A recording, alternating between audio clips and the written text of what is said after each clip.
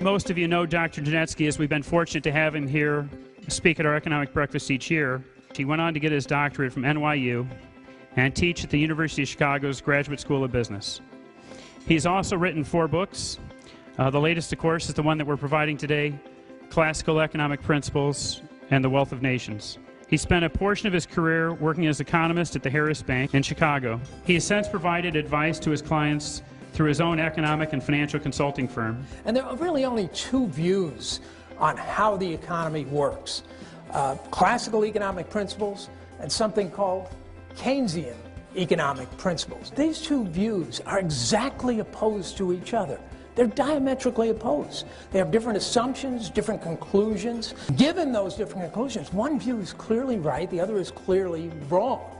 And if you end up choosing the wrong explanation for how the economy works and you base policies on it, you're going to have destructive policies. And if you choose the right explanation for how the economy works, you pursue policies along that line, you're going to have a constructive economy. So basically, the classical economic principles are consistent with liberty and freedom. And the fascinating thing to me is when you look at this country in the past, or any other country around the world, whenever government policies have moved in the direction of these principles, we have seen improved economic conditions. And whenever you've moved away from these particular policies, policies that give people liberty and freedom, we have disappointing economic conditions. Some people believe, Keynesian economics, that when government spends all this money, it helps to stimulate activity. The classical argument is, no, it doesn't. All you're doing is you are replacing individual private spending with public spending, and that has had a tendency, whenever it's been tried, to weaken economic activity. I heard recently on the news that college loan debt that you just mentioned was going to exceed $1 trillion and overtake credit card debt. Do you think that will have any impact on the U.S. national economy and anything else in our kids' future? It's characteristic of a society that gears policies toward debt. Government tells us, by the way it acts, that going into debt is great. We can go into debt for just about anything. We can borrow money from China. There was an interesting skit, I think it was on Saturday Night Live or one of those, where one of the actors was imitating Chairman Hu in China.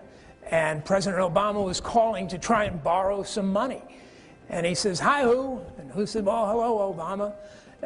What's up?" He said, "Well, you know, I need to borrow another $1 trillion from you."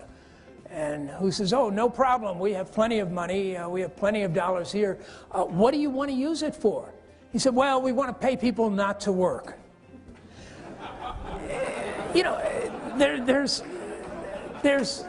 a culture here that we've kind of ingrained in people. The government has made it really attractive to get student loans. One of the saddest things I heard was President Obama's first State of the Union speech, because I happened to be listening to it with my granddaughter, one of my granddaughters, who's 6 years old. And he said, "And another thing I'm going to give you.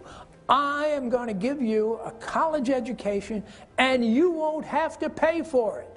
And her ears pierced up. 6-year-old little girl. "I'm not going to have to pay for my college education?" I said, "Turn the TV off. These are not the lessons we want to try and teach the kids." Frankly, that's why I wrote the book, Classical Economic Principles. It's designed to be an easy read. I've had it read by high school kids who said, "Yeah, I understood all of this." Matter of fact, I had my grandson, who's 14, read the drafts of it. And I said, "Okay, anything in there give you any trouble? You know, it's 100 pages, very thin book, easy to carry home." And he said, "No," he said, "very easy. I understood everything." He said, "You're just a bit too wordy."